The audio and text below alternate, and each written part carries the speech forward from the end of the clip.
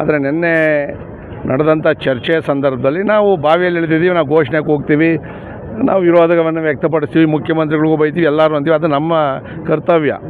ಆದರೆ ಅವರು ಏನು ಚರ್ಚೆ ಮಾಡಬೇಕಾಗಿತ್ತೋ ಅದನ್ನು ಬಿಟ್ಟು RSS ನಾಯಿಗಳು, ನೀವು ನಿಮ್ಮಂಥ 100 ನಾಯಿಗಳು ಬಂದರೂ ನನಗೇನು ಮಾಡೋಕ್ಕಾಗೋದಿಲ್ಲ, ಕೋತಿಗಳ ಥರ ಕುಣಿತಾ ಇದ್ದೀರಿ, ಭಾಳ ಅವ್ಯಾಜ ಶಬ್ದಗಳಿಂದ ಬೈದರು. ನಮ್ಮ ಗೌರವಾನ್ವಿತ ಶಾಸಕರಾದಂಥ ಶರಣು ಸಾಲ್ಗಾರ್ ಅವ್ರು ಘೋಷಣೆಗೆ ಹೋಗ್ತಾಯಿದ್ರು.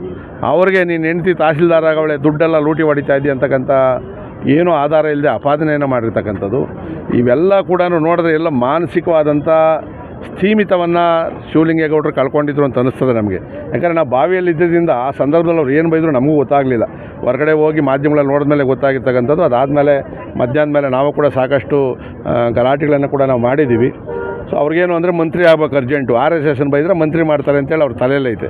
ಪ್ರಿಯಾಂಕಾ ಖರ್ಗೆ ಅವರು ಅದೇನೆ RSSನ ಬೈದು ಅವ್ರು ಉಪಮುಖ್ಯಮಂತ್ರಿ ಆಗಬೇಕು, ಸಿದ್ದರಾಮಯ್ಯರು RSSನ ಬೈದು ಮುಖ್ಯಮಂತ್ರಿ ಕಂಟಿನ್ಯೂ ಆಗಬೇಕು. ಸೊ ಈ ಥರದವರ ತಲೆಯಲ್ಲಿ ಬಂದಿರತಕ್ಕಂಥದ್ದು, ಇದನ್ನು ನಾವು ಸಹಿಸೋಕ್ಕಾಗೋದಿಲ್ಲ. ನಿನ್ನೆ ನಾವು ಅನ್ಅಫಿಷಿಯಲಿ ಹೇಳಿದ್ದೀವಿ ಶಿವಲಿಂಗೇಗೌಡರಿಗೆ, ನೀನು ಅವ್ರಿಗೇನೋ ಅಂದಾಗ ನಮಗೇನೋ ಅಂದಿತ್ತು ಅಂದರೆ ಅದು ಕತೆ ಬೇರೆ ಇರ್ತಾಯಿತ್ತು ಅಂತೇಳಿ. ಮುಂದೆ ಅಂತೂ ಅವ್ರಿಗೆ ನಮ್ದು ಏನು ಬಡ್ಜೆಟ್ ಸೆಷನ್ ನಡೀತದೆ ಅವ್ರಿಗಂತೂ ಹಿಗ್ಗಾಮುಗ್ಗ ತೊಗೊತೀವಿ. ಯಾಕಂದರೆ ನಾವು ಕ್ಷಮಾಪಣೆಯನ್ನು ಕೇಳೋಕ್ಕೂ ಬಿಡಲಿಲ್ಲ. ತೊಗೊಂಬೇಡ್ರಿ, ಕ್ಷಮಾಪಣೆ ಕೇಳಬೇಡ್ರಿ, ರೆಕಾರ್ಡಲ್ಲಿ ಹಂಗೆ ಇರಲಿ ಇವೆಲ್ಲ ಅಂತೇಳಿ. ಯಾಕಂದರೆ ನಾಳೆ ನಾವು ಮಾತಾಡಿದಾಗ ಸ್ಪೀಕರ್ ಏನು ಕ್ರಮ ತಗೊತಾರೆ ಅಂತ ಮಾಡಬೇಕಲ್ಲ. ಸ್ಪೀಕರ್ ಗೊತ್ತು, ಎಲ್ಲ ಕೇಳಿಸ್ಕೊಂಡವ್ರೆ, ನಗ್ತಾರೆ, ಅವ್ರು ಬೈತಾ ಇದ್ದಾರೆ ಅದರ ಕಡೆಗೆ.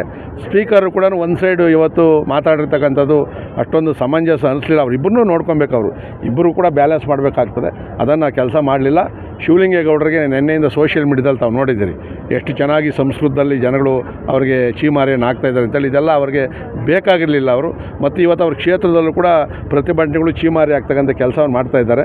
ಅದೇನೋ ಊರ ದಾರಿಯಲ್ಲೋಗ ಮಾರಿನ ಒಳಗಡೆ ಬಿಟ್ಕೊಂಡ್ರು ಅಂತೇಳಿ ಇವತ್ತು RSS ಬಗ್ಗೆ ಅವರು ಭಾಳ ಕೇವಲವಾಗಿ ಟೀಕೆ ಮಾಡಿರ್ತಕ್ಕಂಥದ್ದು. ಮುಂದಿನ ದಿನಗಳಲ್ಲಿ ಆ ಪರಿಣಾಮ ಎದುರಿಸ್ತಾರೆ ಅವರು. ಸರ್, ಈಗ ಗೌರವಾನ್ವಿತ ಸ್ಥಾನದಲ್ಲಿರೋಂಥವ್ರು ಈ ರೀತಿ ವರ್ತನೆ ಮಾಡಿದ್ರೆ ರಾಜ್ಯಕ್ಕೆ ಏನು ಸಂದೇಶ ಕೊಟ್ಟಂಗಾಗುತ್ತೆ? ಅಲ್ಲ, ನೆನ್ನೆ ನಮ್ಮ ಸುನೀಲ್ ಅವರು ಕೂಡ ಅವ್ರು ಹಿಂದೆ ಏನು ಮಾತಾಡಿದ್ರು ಕಡದಿಂದ ತೆಗೆದವ್ರು ಹೇಳವ್ರೆ, ಷಂಡ ಅಂತ ಹೇಳವನೆ, ಇನ್ನೇನೋ ಬೈದಿರ್ತಕ್ಕಂಥ ಕೆಟ್ಟದಾಗ ಬೈದಿರ್ತಕ್ಕಂಥದ್ದು, ಅದೇನೋ ಅವರು ಅಭ್ಯಾಸ ಮಾಡ್ಕೊಂಡವ್ರೆ ಅಂತ ಕಾಣ್ತದೆ. ಅದು ಅಧಿವೇಶನದಲ್ಲಿ ಮಾತಾಡಬಾರ್ದು. ಈಗ ಉತ್ತರ ಕರ್ನಾಟಕದ ಜನ ಮಾತಾಡೋಂಥ ಭಾಷೆ ಬೇರೆ ಇದೆ.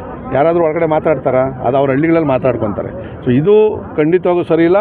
ಮುಖ್ಯಮಂತ್ರಿಗಳು ಅವ್ರಿಗೆ ಅಂಥವ್ರಿಗೆ ದಯವಿಟ್ಟು ನೀವು ಮಂತ್ರಿ ಸ್ಥಾನವನ್ನು ಕೊಡಬೇಡ್ರಿ. ಕೊಟ್ಟರೆ ಅಂತಂದರೆ 1 ತಿಂಗಳು ಮಂತ್ರಿ ಸ್ಥಾನದಲ್ಲಿ ಇರೋಕ್ಕಾಗೋದಿಲ್ಲ. ಯಾಕಂದರೆ ಬೈಯೋಕ್ಕೆ ಶುರು ಮಾಡ್ತಾನೆ, ಇಡೀ ಸರ್ಕಾರಕ್ಕೆ ಮುಜುಗರ ಆಗ್ತದೆ. ಈಗ ಎಲ್ಲಿಟ್ಟಿದ್ರು ಅಲ್ಲಿಟ್ಟಿರೋದೇ ಒಳ್ಳೆಯದು. ಈಗ ವೈಯಕ್ತಿಕ ಇದು ವಿಷಯಗಳನ್ನು ಕೂಡ ಮಾತಾಡಿರುವಂಥದ್ದು, ನಿನ್ನ ಹೆಂಡ್ತಿನ ತಹಸೀಲ್ದಾರು ಅವ್ರನ್ನ ದುಡ್ಡು ಮಾಡೋದಕ್ಕೆ ಬಿಟ್ಟಿದ್ದೀರ ಅಲ್ಲ, ಅದನ್ನು ಹೇಳಿದೆ ನಾನು ಆಗಲೇ ಹೇಳಿದ್ದೀನಿ. ಅವು ಮಾತಾಡಬಾರ್ದು ಅಂತ ಹೇಳಿದೆ. ಮನೆಯಲ್ಲಿರ್ತಕ್ಕಂಥ ಹೆಣ್ಮಕ್ಳಿಗೂ ಅಧಿವೇಶನಕ್ಕೆ ಏನು ಸಂಬಂಧ ಐತಪ್ಪ? ಈಗ ನಮ್ಮ ತಾಯಿ, ನಮ್ಮ ಹೆಂಡ್ತಿ ಎಲ್ಲರೂ ಇರ್ತಾರೆ, ಅವ್ರ ಮನೇಲಿ ಅವ್ರು ಪಾಡಿಗಿರ್ತಾರೆ. ನಾವು ಮಾಡೋಂಥ ತಪ್ಪು ಕೆಲಸ ಅವ್ರು ಹೆಂಗೆ ಹೊಣೆ ಆಗ್ತಾರೆ ಅದರ ಕಡೆಗೆ? ಹಂಗೇನಾಯಿತು ಅಂದರೆ ತಹಸೀಲ್ದಾರ್ ಮಾಡಿತ್ತು ಅಂದರೆ ಲೋಕಾಯುಕ್ತ ಕೊಡು, ಹಿಡ್ಕೊಡು. ಅದನ್ನು ಬಿಟ್ಬಿಟ್ಟು ಬಾಯಿಗೆ ಬಂದಾಗ ಮಾತಾಡಿದ್ರೆ ನೀವೇ ಸತ್ಯ ಹರಿಶ್ಚಂದ್ರನ. ನೈಸ್ ಹಗರಣದಲ್ಲಿ ನೀನು ನನ್ನ ಜೊತೆಲಿ ಕಮಿಟಿ ಮೆಂಬರ್ ಆಗಿದ್ದೆ, ನೈಸ್ನೆಲ್ಲ ಆಚೆಗೆ ಎಳ್ಬಿಡ್ತೀನಿ, ಬಯಲಿಗೆ ಎಳ್ಬಿಡ್ತೀನಿ ಅಂತೇಳಿ ನಾವು ಸಬ್ಮಿಟ್ ಮಾಡಿದ್ದಾದಮೇಲೆ ನಿಮ್ಮದೇ ಸರ್ಕಾರ ಬಂತು.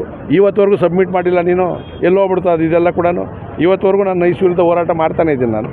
ಈ ಥರ ಎಲ್ಲಿಗೆ ಬೇಕೋ ಅಲ್ಲಿ ಬಣ್ಣ ಬದಲಾಯಿಸೋಂಥವ್ರು ಶಿವಲಿಂಗೇಗೌಡರು. ಸರ್, ಈಗ ಸದನದಲ್ಲಿ ಕೊಬ್ಬರಿ ಕಳ್ಳ